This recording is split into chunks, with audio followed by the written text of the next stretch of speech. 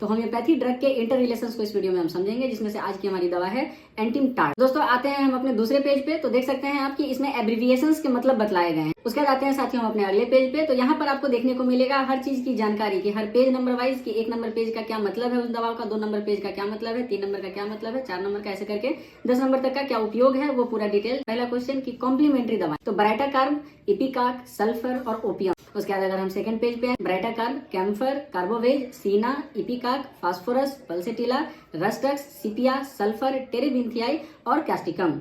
ये 12 दवाएं हैं जिनका इस्तेमाल आप एंटीमटाटेरिकम के बाद कर सकते हैं।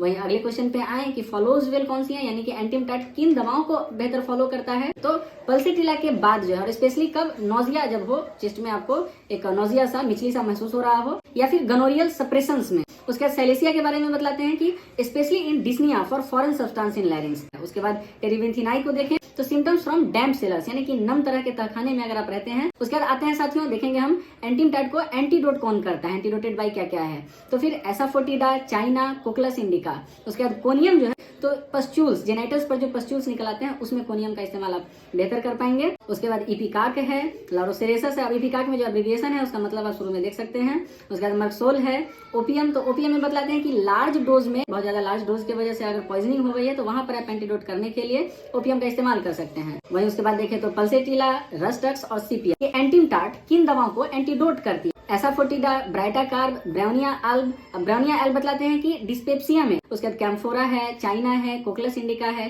कास्टिकम भी डिस्पेप्सिया में, कास्टिकम के एंटीडोट के रूप में भी एंटीमटाट का इस्तेमाल कर सकते हैं। इपिकाक है, लाइकेसिस है, ओपियम है, पल्सेटिला है और सिपिया है। ये 12 दवाएं हैं। उसके बाद हम अपने अगले स्लाइड में आते हैं, तो यहाँ हमें दिखता है इनकॉम्पेटिबल, यानी कि विरोधी दवाएं जिनको कि एंटीमटाट के साथ नहीं देना चाहिए, तो ऐसी कोई दवा बतलाई नहीं गई है।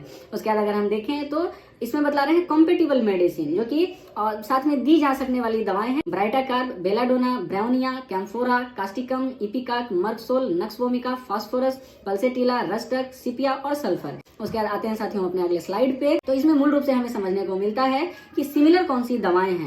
तो एकोनाइट, आर्सेनिक, ब्राइटाकार्ब, ब्रोमियम, कैम्फोरा, फेरमफॉस, हिपरसल्फर, आयोडियम, इपिकाक, काली आयोड, लाइकेसिस, लाइकोपोडियम, फास्फोरस, पल्सेटिला, टेरिबिन्थिनाई और वेरेट्रमेल्मम। उसके बाद आते हैं हम ड्यूरेशन ऑफ एक्शन, यानी कि 9वें स्लाइड पे, तो यहाँ पर बतलाते हैं एक खुराक का इसका जो असर शरीर पर होता है वो 20 से 30 दिन तक कुछ ना कुछ असर इसका एंटीमटाट का एक जीवित शरीर पर होता रहता है। उसके बाद देखते हैं पोटेंसी, यानी डोज 2 से 6 नंबर पोटेंसी का इस्तेमाल यूजुअली आप कर सकते हैं। तो ये सारी जानकारी है एंटीमटाट के बारे में होम्योपैथी के अन्य दवाओं के साथ। धन्यवाद।